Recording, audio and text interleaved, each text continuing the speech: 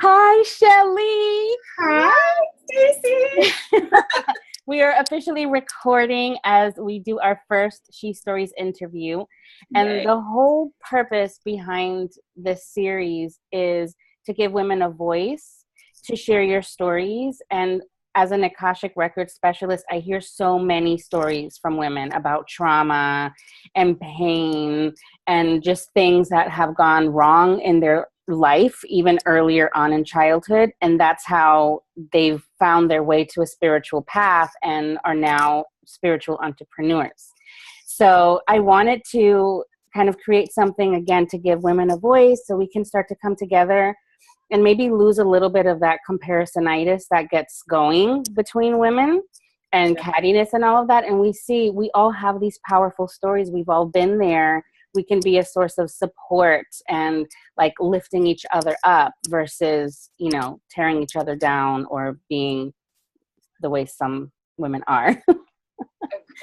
So to begin, I just wanted to ask you, tell us about your work for everyone who's listening. What do you do? How did you get started?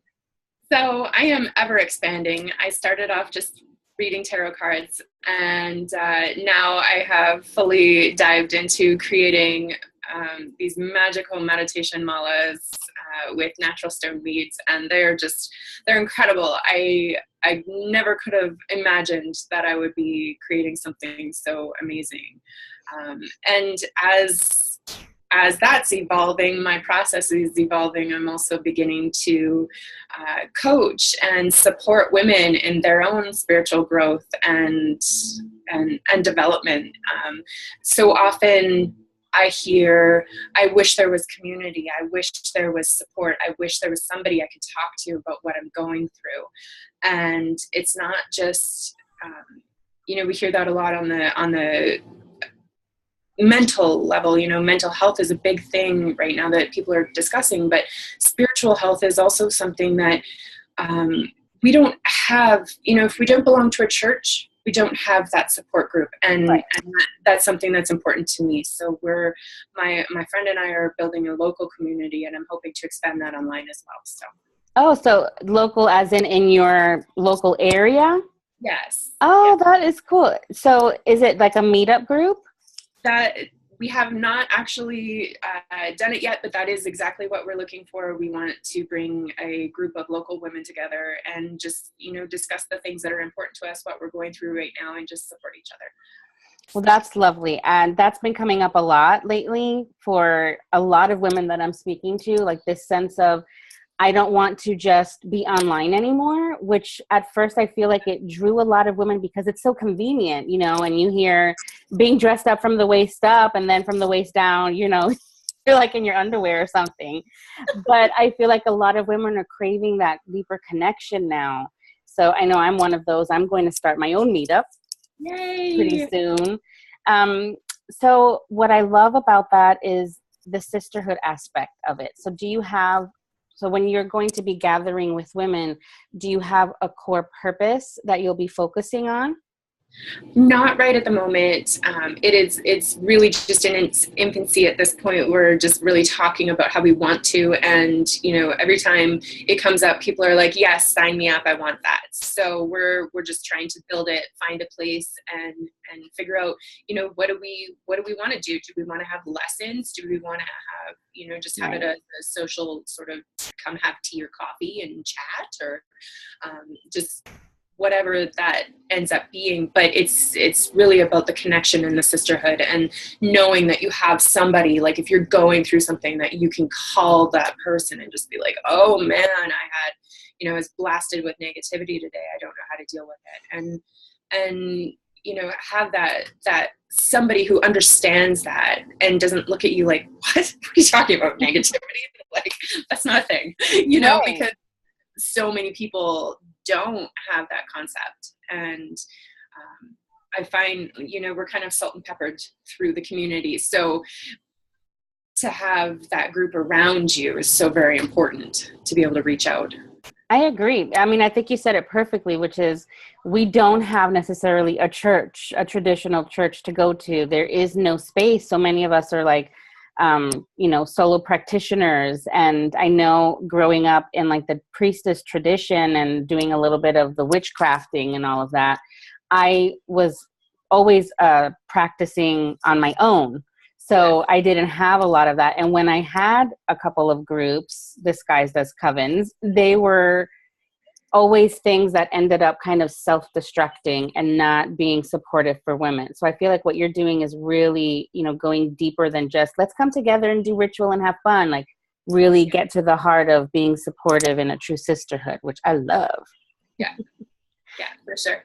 So when you look back at your life, was there a moment when you realized, oh my gosh, the world actually isn't all beautiful and roses? Like there's actually a darker side to things.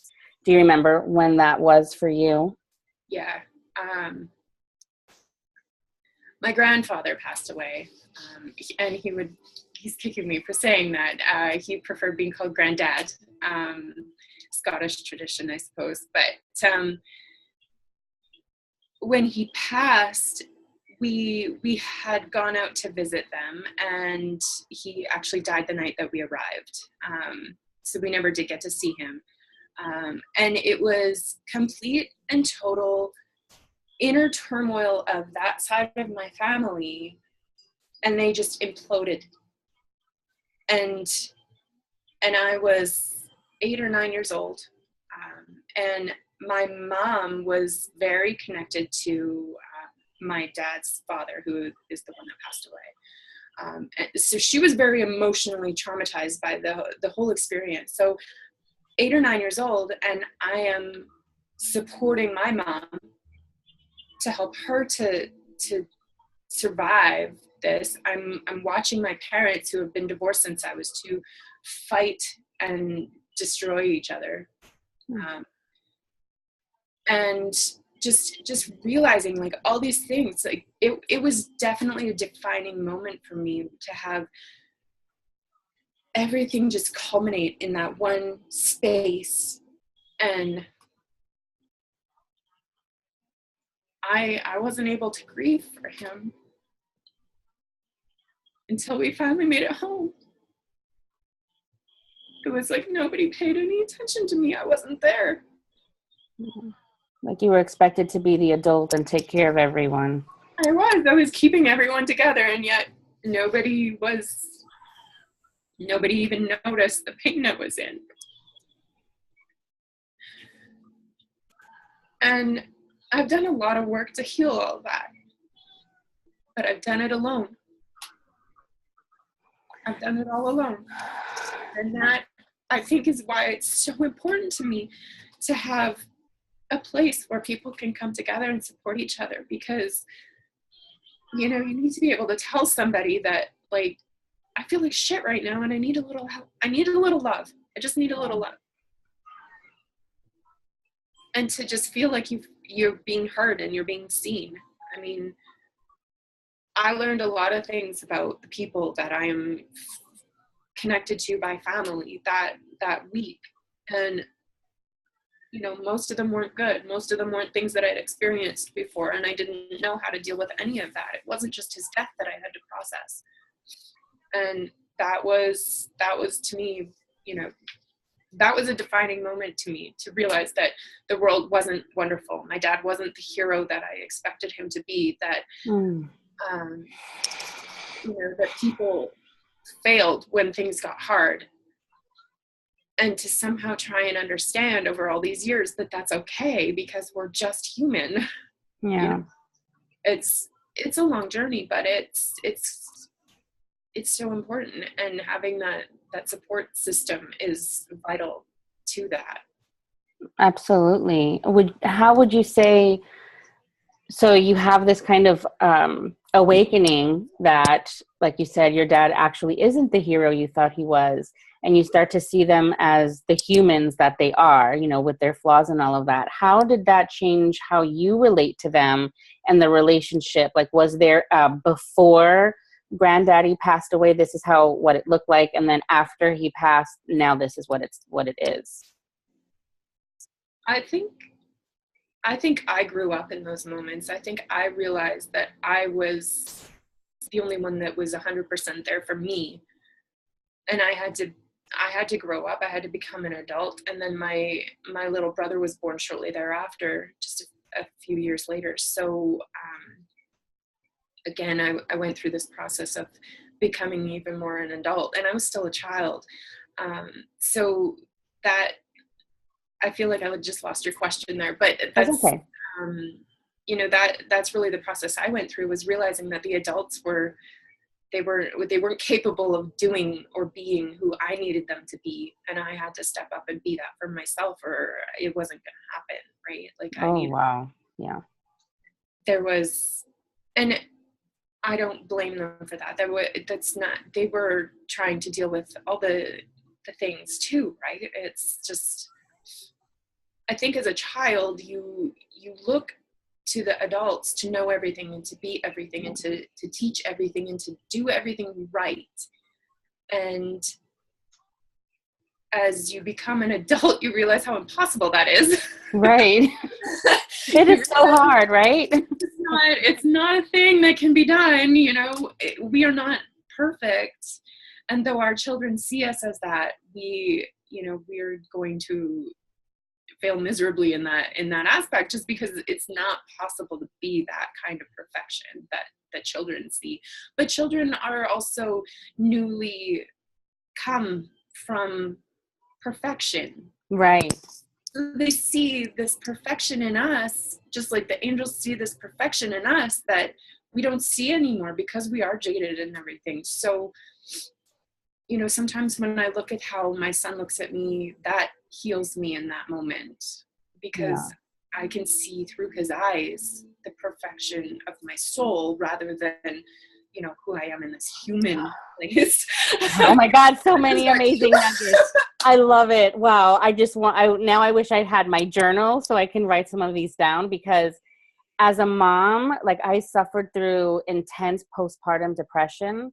Yeah. Everything that I had experienced as a child, all of that trauma that I always kind of held at bay. And people would say, you're so like, not connected. You are disconnected from all of that. And I would take offense at that. And so when I had my daughter and I had postpartum depression, it was like a self-punishing time. Like, I am going to be the worst mother. How can I possibly function when I have all of this baggage with me? And then she would look at me and say, Mommy, you're so beautiful. And I would just like, you know, just like melt. And I love how you said that. We can see the perfection of our own souls through the eyes of our children and how they see it. And I love that. That makes me like want to cry. Yeah. Yeah. And so this is a super obvious question, but I'm going to ask it anyway. How has all of that shaped how you are as a mother and how you mother and nurture your children? I definitely still find it hard to be present and be available and be, you know, in the moment with him. But I'm also very more aware of the fact that he's asking me to be there for him in ways other than those words, right? It's like there's a meme floating around the internet somewhere that says, when they ask you, you know, Mommy, will you play with me? It's not about the toys. It's about the time. Right. They just want to be with you. So this is something that happens in my house all the time. I'm very stressed out. I'm multitasking like crazy. I'm failing at all of them, because when you multitask, you're getting nothing done. And I am just like in spaz mode. And I'll hear this little voice from the living room, Mommy, would you like to snuggle with me? Drop everything. Yes, I do. And I go and I lay down with him. And, you know, 10 minutes later, I am calm. I am centered. I am back to being able to function and actually get something done, you know, instead of being all over the place. So he's my emotional barometer. And what I try to do is I always try to listen to that and hear not the words that he's saying, but the emotion and the core message of it. because I do believe that I get messages from everywhere and my angels are speaking through my child. So when he's asking me that, it's not about the snuggle.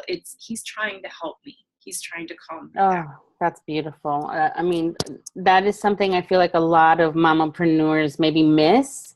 And I know it's a difficult thing. Like, you've got only yourself really to rely on in the business, and you're trying to mother at the same time, and you have a million things happening and a million things to do. It would be so lovely to have just like that focused time. Like, I see entrepreneurs who aren't moms. I sometimes am so envious of just their time, their ability to sit at the computer for 8 hours and bust out like this amazing content. And I'm like, that in an ideal world right now, that, or maybe not ideal, because I wouldn't trade being a mother obviously for anything. Right. But in the perfect scenario of entrepreneurship, just having that time to just devote like with pure 100% focus would be lovely. Yes. So I feel like it's easy to get caught up in that and to miss out on what you just said, which is like there's a deeper meaning, a deeper need from our children that goes beyond just, play with me. It's like, what is it that you really are needing? And when you can connect with that, I feel like everything else will fall into place because it has its proper perspective, right? Yes, absolutely. And I know when I was a child, I would go to my mother and I would do something like that where I was trying to help her with something. I could see a need in her and I would try and help her with that. And it was never received in the way that it was meant to be received. So I can see where he's coming from as well, that it's not all about what he's saying necessarily, but he has an emotional need that he doesn't know how to voice.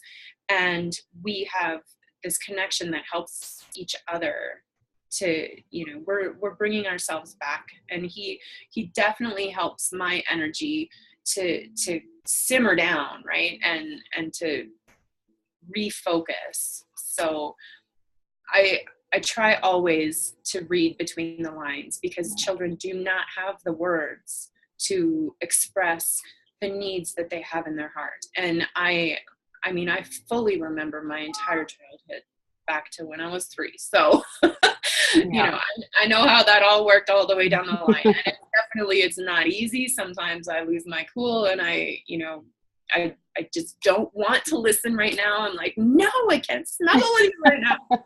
But I finally got to the point where it was like, I get it. I understand this isn't about him being needy or demanding. It's like, we both need this. I need to listen. Right. And so would you say then that this was something that you learned, or you kind of stepped into motherhood with that awareness? Oh no, I'm learning as I go. Yeah. Learning as I go for sure. Like I said, my brother was born when I was 10 and a half. So my mom also suffered postpartum very, very badly, and I had to step into that role. And then in later years, it was trying to disengage. Once she had sort of healed that, it was like, now we were both mothering him, and it was like, right? It wasn't. Yeah. And then so disengaging that. So I went through the whole mom thing in the wrong way already.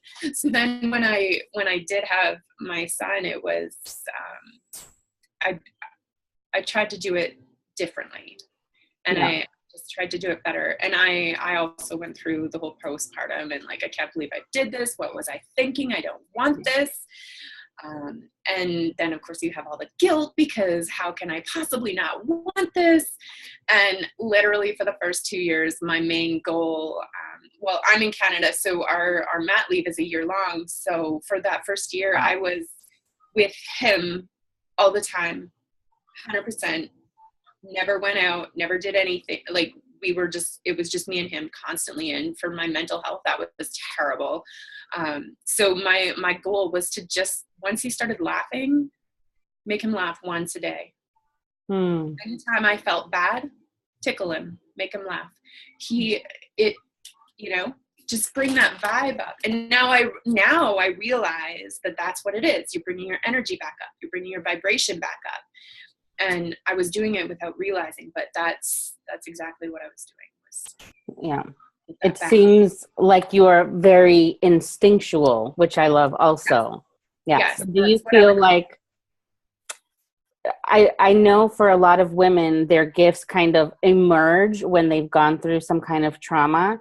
Yeah. Did you start to have any experiences after your granddaddy passed, or Yes. even before? Yeah, definitely before. I knew I was never going to see him again. I knew that instinctually, or perhaps we had spoken, I'm not sure, but um, it was really the first connection I had. My mom and I went to church back then, and it was the first connection I had to any of those teachings, was the fact that I could pray for him. And I did. I prayed every night for probably 4 months that Mm. he would either live or not live based on what was for his greatest good, and that he would not suffer. And like I said, we were going to visit him. He died that night. He was supposed to have more time, but he didn't. And I do believe that's because I was praying that he would not suffer. And of course, it was his time to go. I did have experiences where I would have dreams and he would be there, and he Mm. wouldn't speak. He wouldn't say, but I would have, like, there would be like this silent communication between us. Um, and he's definitely been guiding me through a lot of the different things in my life. He's definitely been around. I know that for the first 10 years or so, though, it was very, very lonesome. I feel connected to him in a way that I could never explain. We weren't, because he lived far away, so I didn't see him often.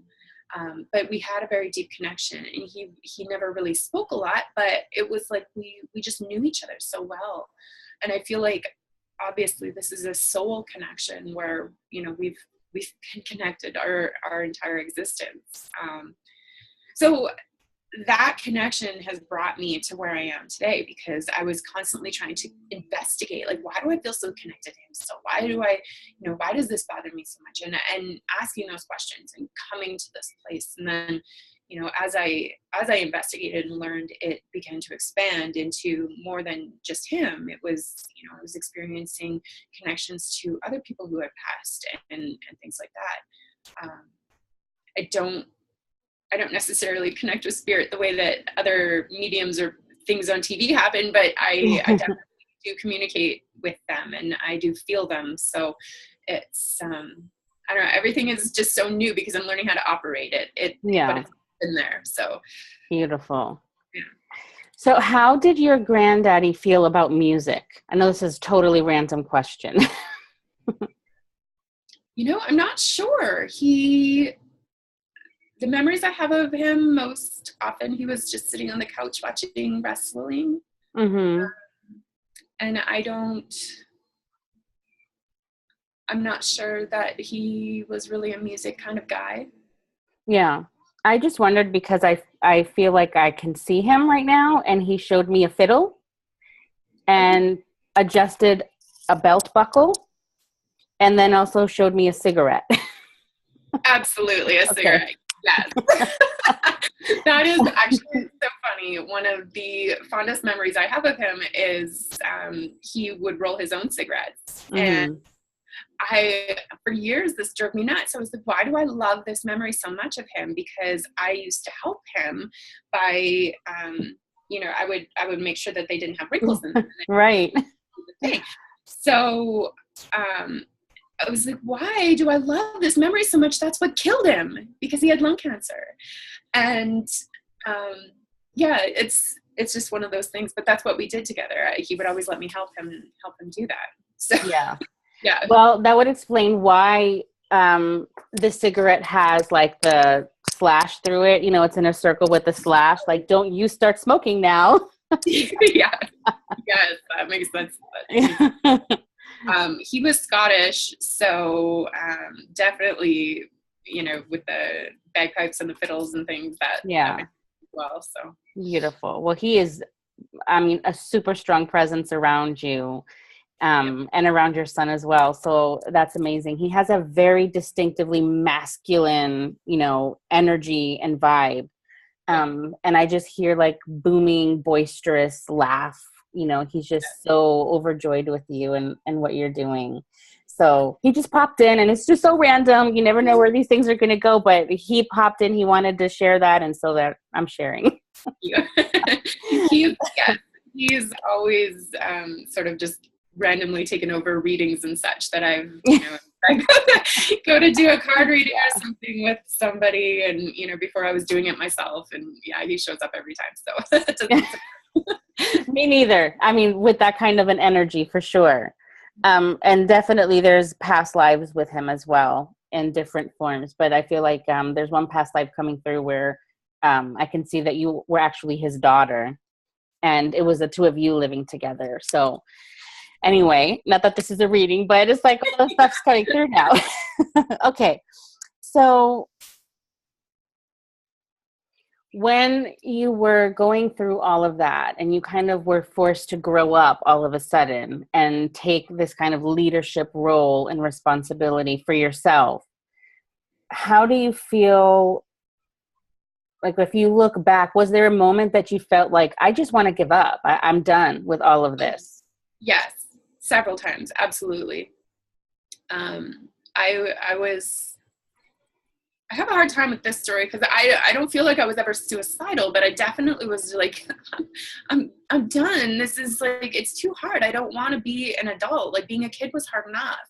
And, I was kind of living in my first apartment, and I had a roommate, but she was out that night. And I remember, I went through our bathroom. I was counting pills. I was looking to see, like, do I even have enough here? Like, and I messaged her. I was like, I need you to come home. And she's like, well, why? What's going on? And I said, I don't feel like myself right now, and I need you to come home.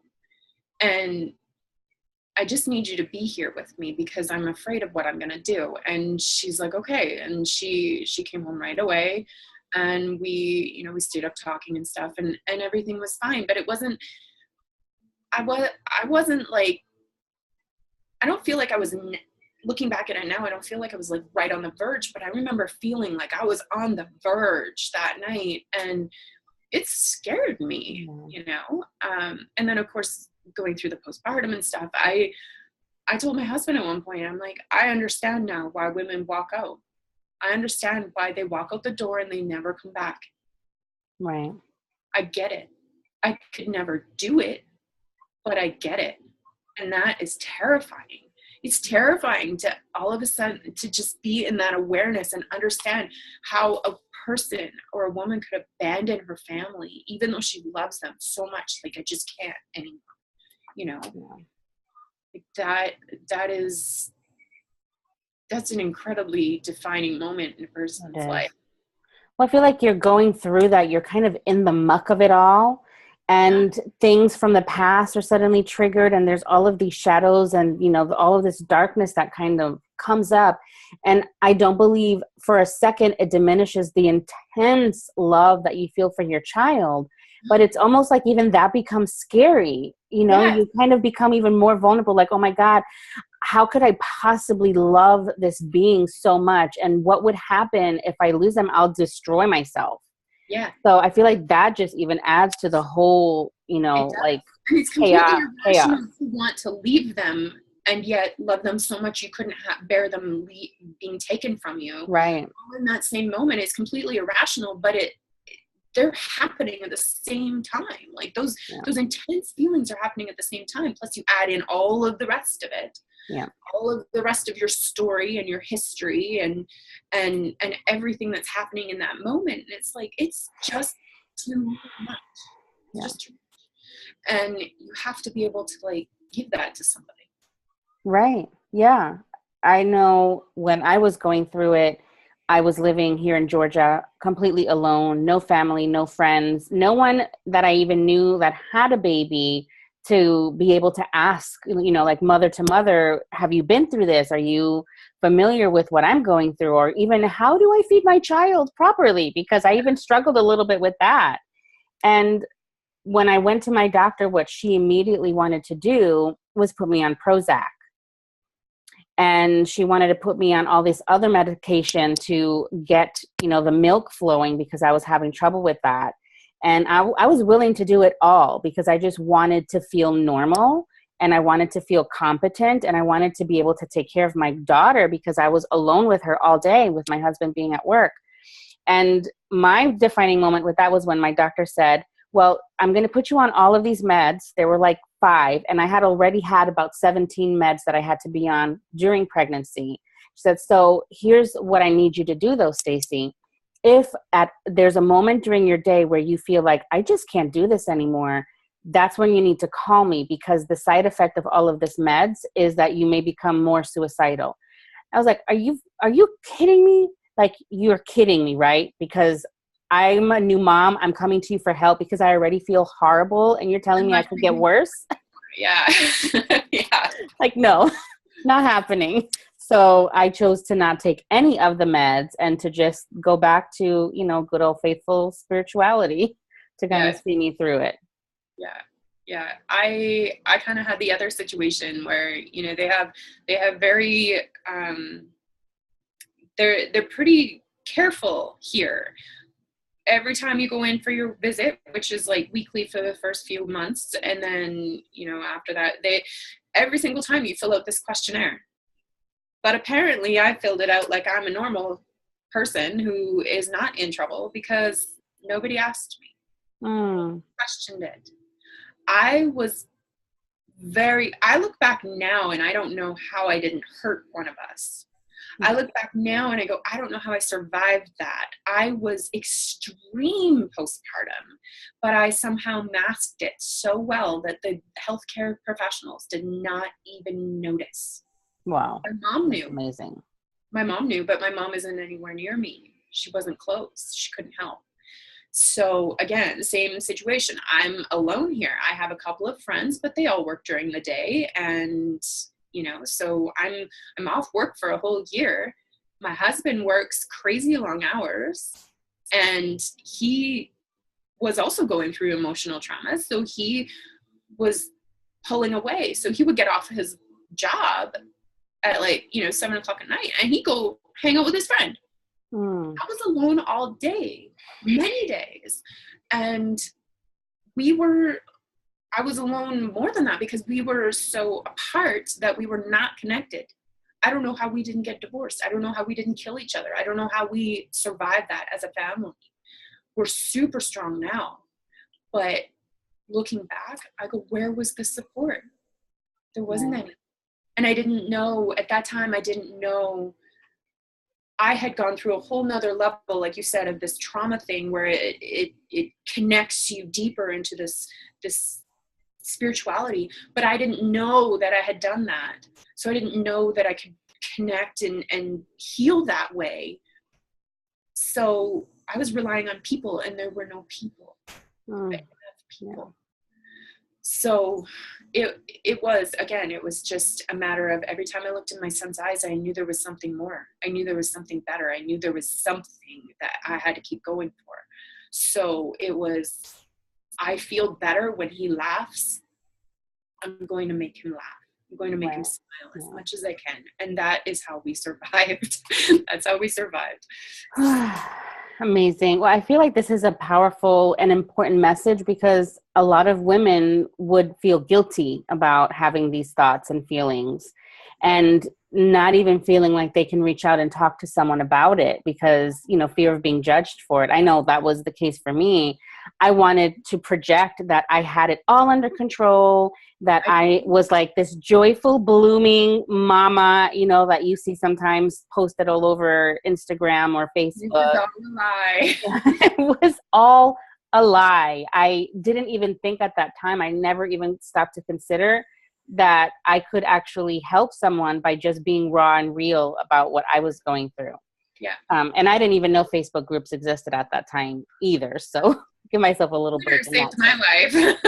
It was Twitter. I met a bunch of women on Twitter as I was on maternity leave, and there's a few of them that I feel like they're my sisters, and I'll thank God for that every day. I don't know even how I managed to get connected to these people or how that happened, because I was like, what the hell's Twitter? But it saved my life in a lot of ways. So, even online community is better than no community, for sure. Definitely. So what would you say was your lifeline? How did you finally kind of move out of it? Or have you? Do you find that you're still sometimes revisiting some of that? I do revisit some of that, just in different areas of my life now, because I'm moving forward in so many other ways. You know, I want to get my business going. I want to support my family in that way, uh, and and to feel good about every minute that I spend in my day. Like I don't want to feel like I'm wasting my time doing something that I don't love. I want to be passionate about every minute of my day. So when I feel like I'm like that's not possible, or like I'm stuck, I definitely feel like that. The last few days, in fact, have been exactly like that. So I'm so glad that I can be at home today and, you know, talking to you and kicking off my day like this. It's incredible to be able to raise your vibration back up and to reconnect to your purpose and everything in that way. I definitely do still feel that way a lot of times, but when you Yeah. can get reconnected, and, you know, my malas definitely help with that as well. More stressed out I am, the more I'm in this thing, right? I'm walking around the hallways of my office and I'm holding on to that thing like it's my lifeline. And, you know, and it grounds you, and you got to do whatever you got to do to recenter and reground and to get reconnected and stay that way. It's sometimes it's like you're hanging off the cliff and your nails are digging into the rock. Right. But you know, you gotta keep going, and you will get back up on that mountaintop, and everything will feel better. It's just a compilation of moments that don't feel good, but Yeah. they pass with time, right? So Totally. I think you're incredibly self-aware, and I love how you are able to look at all of that and then still find your way, you know, through it, but with all of this awareness, instead of like trying to ignore it or just push it down or push it aside, you're like present with it. And I love that, because I feel like that's such a difficult thing to do. We yeah, tend to want to avoid, I think, but more and more as women, we're being called to feel into it. At least that's the guidance that I'm getting so much for myself and to give women through readings. Like, yeah, turn into the pain, ask what this is about, be present with it, so that you can move through it with awareness. And from even an Akashic perspective, that's amazing, because that means you're not creating soul contracts based on trauma and coming out of soul alignment. Like, you are fully present with it. And that's such a different, empowering place to be, I think. yeah.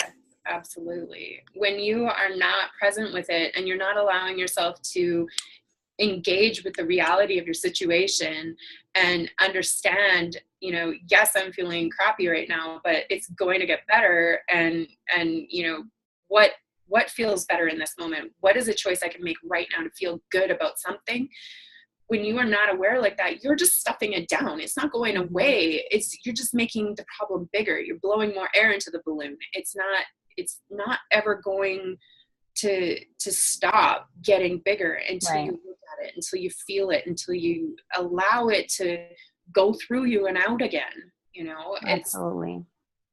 you have to be present and aware. That is the empowering thought. That is what allows you to have the power and the control over your experience, is being aware of what you're going through and knowing that you can make a choice to feel better in every moment. Definitely. And so for a woman who's not used to being present with pain, and she's listening, what are a couple of tips that you could give her that she can actually do to kind of be present and move through something? Wow. I know that's a big question. Take your time. That's a big one. I've always been really present, so, and aware of what I'm going through. So I'm not sure what it feels like or what that place looks like to not be. Right. But I think in those moments where I've kind of lost sight of, you know, where I'm going and what I'm doing, and I've felt just at the deepest lows, I think realizing that this is not normal. It is bad. And I don't have to feel this way. I can make a better choice.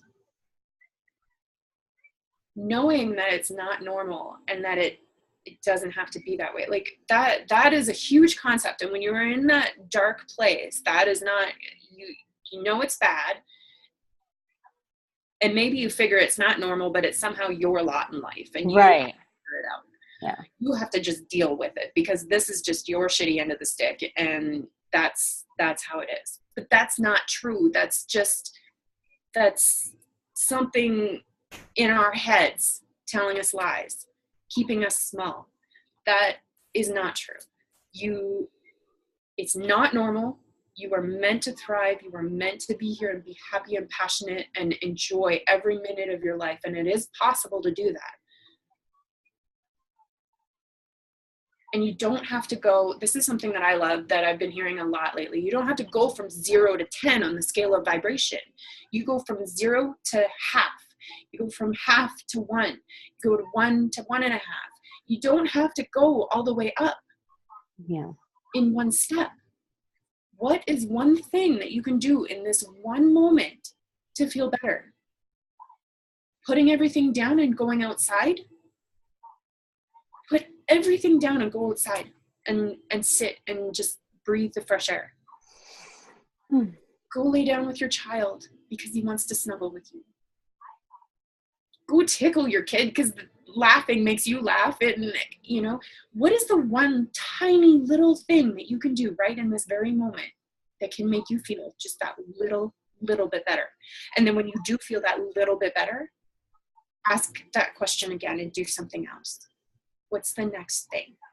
And if it means your dishes sit there and your laundry doesn't get folded and, sometimes doing those things feels better because you don't want, it feels yucky to have them around you, right? But sometimes when you're so overwhelmed with all of the things that you need to do, the best thing you can do is put it all down and walk away. So whatever that thing is for you in that moment, that's the starting point. And absolutely expand on it. Expansion is the key. It's not to get from 0 to 60. It's just expand. I love that because you're right. I think we put a lot of pressure on ourselves. I know I have a lot of clients, and I say this with no judgment whatsoever, but that are like, why am I not getting the gift? Why am I not doing this? Why am I not able to do this yet? Why is, the chaos still happening? Why am I not making all of the money? Why am I not doing the thing? And I feel like sometimes taken aback, but you're just, becoming aware. So take just the next natural step forward. Don't try to leap too far ahead because I don't feel like that's sustainable necessarily. And then that just adds to the chaos, especially like for me, I have this ideal sometimes of what the perfect mamapreneur is like. She wakes up 2 hours before her child does, and she has that time to meditate and do her mindset work and do work. And, like, it's like this beautiful structure and, the perfect meals for the child, and everything just flows in this way because you have total control. So I will paint that and I will set these goals for myself. And then 6 a.m., comes around. I'm like, I just can't do it. I can't get up. So now that adds to how I'm going to beat myself up. I've failed. This must not be that important to me because I'm not showing up the way that I'm supposed to. So it becomes overwhelming. But approaching it from your perspective is, just take these baby steps and release the conditioning that is saying this is what this should look like. Yeah. And as much as you want to feel guilty for all of the things that you are or are not doing, stop it. Yeah. Stop it. Yeah. Because what works for you doesn't work for somebody else, and what works for somebody else doesn't work for you. I am not a morning person, but you know what? I get a lot done between 8 and 11 at night. So I forgive myself for the fact that I crawl right back into bed and I lay with my kid. It helps him wake up slowly. It's, it's sometimes I doze, sometimes I meditate. Whatever, it is what it is. But I am not going to get up at 5:30 in the morning. It's not going to happen ever. Yeah, so, definitely. I forgive myself for that. And the people who like to get up and go run with their dog at that morning hour, power to you. I'm in bed. Yeah. Have fun. I mean, like, enjoy it. But I feel like I've now at 42 finally started to make peace with some of that. And I found like a new way to trust myself that if I really need that quiet alone time, I will naturally wake up at 6:30 a.m. And then I ask myself, like, where am I? Do I need a little bit of mind melt time? And if so, then I'll get up and I'll sit down with my coffee, and I don't do anything. Sometimes I'll just sit there and literally allow my mind to melt and drink my coffee and wake up slowly. And other times I feel fired up and I want to journal or do something, but I don't set these impossible goals anymore that then make me feel like that much more of a failure when I don't meet that expectation. Yeah. And you know what, that perfect version of the mompreneur that you have in your head, that woman is looking at you going, God, I wish I had that life. I wish I could sleep till 6 or 6:30 and get up when I feel like it. And you know, it goes both ways. Yeah, absolutely. I agree. People with curly hair want straight hair, you know? I've been hearing that my whole life too. Yes, I know. All right. So we're closing in at noon. So I wanted to ask you I have so many questions, but you've answered so many of them already. So let me see what would be the next big thing. Tell me what your biggest goal is. And I know that's a huge, like, broad question, but what is your biggest goal in life right now? Right now, my biggest goal in life right now. Wow, I have so many. What would give you which one has the biggest impact? And I call that your utopia, where you feel wealthy, healthy, and just overall joyful. Yeah. I would really like, and this is a bit of a far off, more distant goal, but the big one is to be able to fully support my family with this soulful business. I just feel like I'm working to support people, and I'm earning enough money to support my family. We can all spend more time together. My husband can, maybe not have to work his job too, and we can work together. I feel like him and I are meant to sort of do this business thing together, and that is sort of this dream that's up in the cloud right now, that's sort of trying to take shape, is for us to live a life where we're working together each and every day towards just enjoying being alive every day, and to be able to support others while I do that is just like, that's magic to me. I would, that is definitely my dream life, to be able to just yeah, love that. Yeah. And are you happy? That's what I want to know. Are you happy now? Yes, absolutely. Absolutely. I'm so happy. I know that there's a lot of things that could be definitely better, but I am so connected to spirit right now. And I'm so connected to my purpose and my expansion, and everything is moving towards that. And some days it feels like it's going slow, and those are the days with friction, but in the grand scheme of things, yeah. So would you change anything from your past? No, there's a lot of stuff that was really, really, really shitty at the time, but I wouldn't change anything because, I believe in that whole quantum butterfly effect. Any little thing going differently would mean that I might not be right here in this moment where I am. And I love this moment so much, I wouldn't change a second of it. I love that. It's filling me up with joy. Like, I'm just soaking in your vibe right now. Okay, I have two last questions. Okay. What is your big message to women? And then can you lead us into telling us how we can reach you, how we can find you, and what specifically do you offer in your business? Okay. My big message to women is that we're really hard on ourselves. And we always feel like we have to do everything ourselves alone, because that is what makes us strong or powerful or successful. But the reality is that we're stronger together. We're stronger together, and we do not have to do it alone. And it doesn't have to be hard. It can be easy. It can be joyful. There can be flow and ease to everything. And connecting with each other and supporting each other, that is where that begins. You don't have to do it alone. You don't have to. Woo! Yeah. 3 cheers for that. All right. So tell us about your offerings and how we can find you. So my offerings, I do tarot readings and intuitive mediumship as well, psychic mediumship, sorry.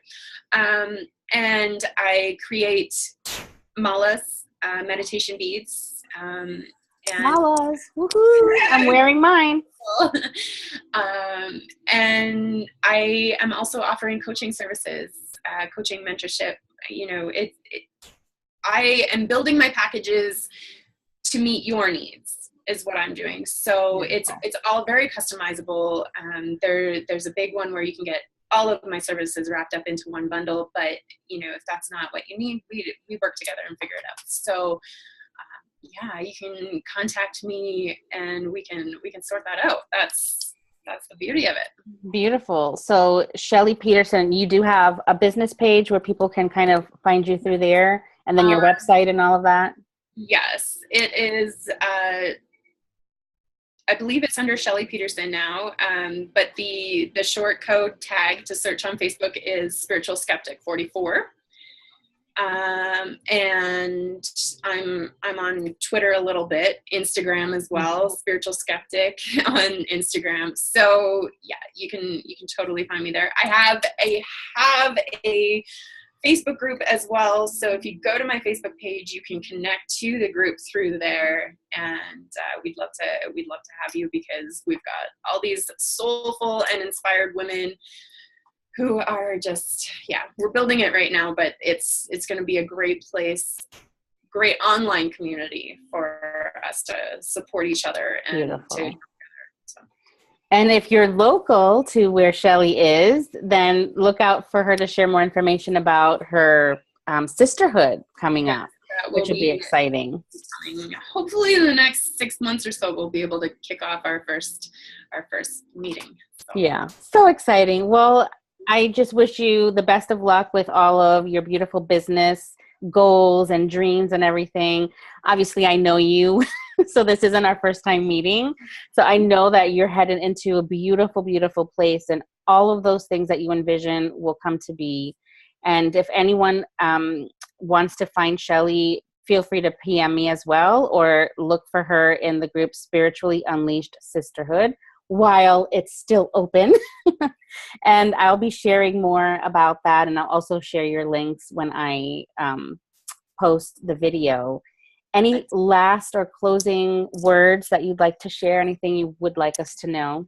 Oh my gosh. Thank you so much for having me. This has been so much fun. You're my first interview, so it's great. Ditto.